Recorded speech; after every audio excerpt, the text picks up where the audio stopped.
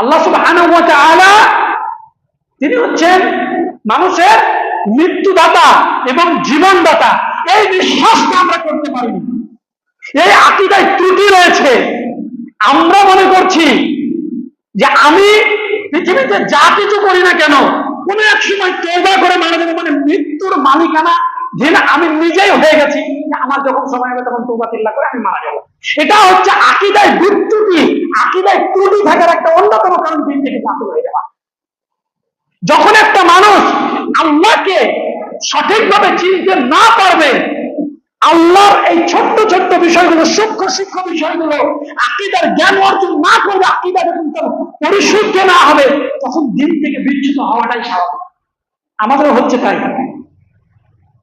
আমরা মনে করছি ওই মসজিদ থেকে এই মসজিদ চেঞ্জ করেছি, আমরা মনে করছি বুকের উপরে হাত বাঁধছি, এরা যে বিশ্বাস করছে আল্লাহ কেমন সেভাবে করছি, আল্লাহ সব জায়গায় নেই, আরশে আছে, এইটুকু বিশ্বাস করে নিয়েছি, বাস আমার মোটামুটি ঠিক আছে। রাসূলকে নূর টুর মনে করি না, মাটির নবী মনে করি, আমার ঠিক আছে, আর নামাজটা পড়লে হবে।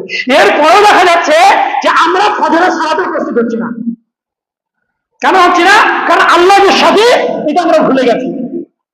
আল্লাহ রহমান এটা সবাই বলে, প্রত্যেকটি মানুষের যে বিশ্বাস যে আল্লাহ তাআলা রহমান, তিনি কাল কিয়ামতের মাঠে আমাদেরকে তার দয়া দেওয়া ক্ষমা করে দিবেন। কিন্তু আল্লাহ তাআলার অপর একটি নাম আকীদা ও বিশ্বাস করতে হবে যে আল্লাহ আমার নাম হচ্ছে শদীদ, তিনি শাস্তি দানের ব্যাপারে, তিনি মানুষকে আযাব দানের ব্যাপারে তিনি হচ্ছেন কঠোর শদীদ, আল্লাহু শদীদুল ইকাব।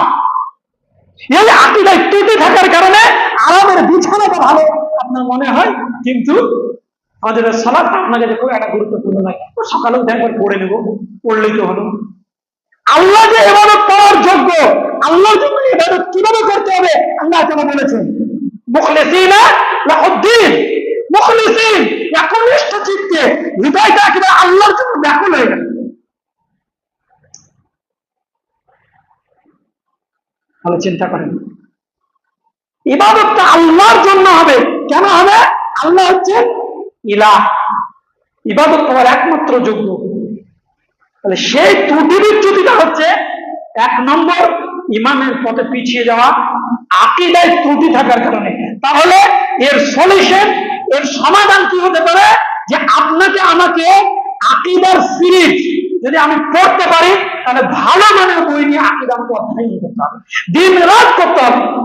সকালে 2 ঘন্টা ফজরের পরে, আর রাত্রিতে ঘুমানোর পূর্বে আপনাকে 1 থেকে 1.5 ঘন্টা, 2-3 ঘন্টা প্রতিদিন যদি আকীদাকে আপনি অধ্যয়ন করতে পারেন, কোরআন এবং সুন্নাহ সঠিক দিক নির্দেশনায় এবং তথ্য ভিত্তিক যে বইগুলো লেখা হয়েছে, রেফারেন্স ভিত্তিক, সেই বইগুলো আপনি পড়ে যদি নিজের আকীদাকে সংশোধন করতে পারেন, যে ত্রুটি বিচ্যুতিগুলো আছে, এই ত্রুটি বিচ্যুতিগুলোকে যদি মানে সংশোধন করে নিতে পারেন, ইনশাআল্লাহ তাআলা আজিজ, আপনার পথ বিচ্যুত হওয়াটা খুব কষ্টকর হয়ে যাবে।